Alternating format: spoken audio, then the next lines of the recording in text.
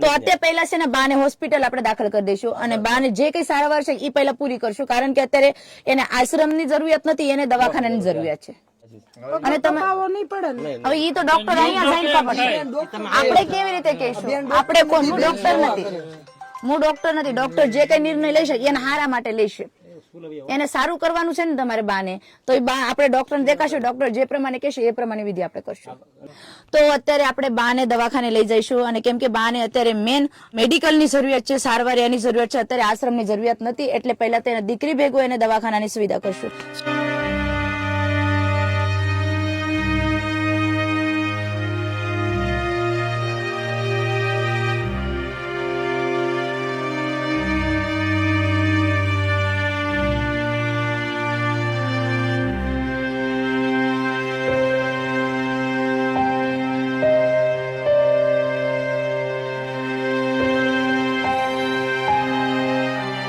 અમરેલી જિલ્લાના એકલારા ગામ છે, જે દામનગર પાસે આવેલું છે. સુજીતભાઈ આપણે કોન્ટેક્ટ કર્યો હતો કે ભાઈ આવી રીતે આ બાર હેરાન થાય છે તો તમે લઈ જાવ તો સારું. શું કહેશો સુજીતભાઈ, તમને કેવી રીતે આ ખબર પડી છે? અમારા ભાઈ આ નિલેશભાઈ એક સેવાકીય કાર્ય કરી રહ્યા છે, તો એનો કોલ આવ્યો.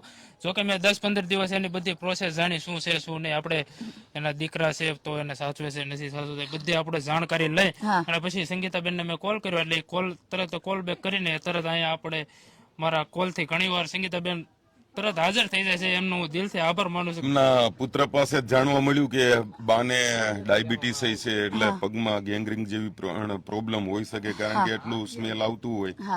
આપણે ઘણી વખત આવા, હું મેડિકલ સ્ટોર જ રહું એટલે આવા કિસ્સા જોતા હોય તો એના ઉપરથી એવું લાગે છે. પણ એક વાત તમને કહેવા માંગીએ કે ખરેખર ખૂબ જોરદાર કામ તમે કરો છો, કારણ કે આ મેં તો તમારા ઘણા રેસ્ક્યુ જોયા છે.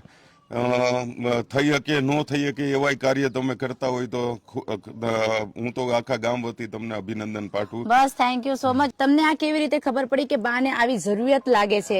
હું અત્યારે સોશિયલ મીડિયામાં આપણે જે કઈ આવો ગરીબ લોકો હોય એને હું રાશન કીટ કરિયાણું પહોંચાડવાનું વ્યવસ્થા કરું છું. હું અહીંયા બાજુનું ગામ ગુંદરણમાં નોકરી કરું છું, એટલે મને મારા સાથી છે અહીંયા કાંતિભાઈ ભાસ્કર, એને મને સમાચાર આપ્યા કે અમારા એક માળી છે અહીંયા વાસમાં, તો એમને આવી રીતના પ્રોબ્લેમ છે. એટલે હું કરિયાણું દેવા માટેથી હું પેલા ત્યાં જોવા જાઉં કે પરિસ્થિતિ કેવી છે. પરિસ્થિતિ બહુ વીક લાગી, એટલે મારી પાસે એવો કોઈ સપોર્ટ નથી, એટલે મેં ડાયરેક્ટ ઓન ધ સ્પોટ અહીંયા વિડીયો કોલ કરીને ડાયરેક્ટ સુજીતભાઈને ફોન કરીને દેખાડ્યું. તો સુજીતભાઈએ કીધું કે 1 થી 2 દિવસમાં સંગીતાબેનનો કોન્ટેક્ટ કરી અને તમને વ્યવસ્થા માડીને કરાવીને, કારણ કે માડીનું મકાન એટલું જર્જરિત હાલતમાં છે, પહેલા વરસાદે પડી જાય. એટલે મેં સુજીતભાઈનો કોન્ટેક્ટ, સુજીતભાઈ તમારો કોન્ટેક્ટ કરીને તમે અહીંયા ઓન ધ સ્પોટ આવ્યા.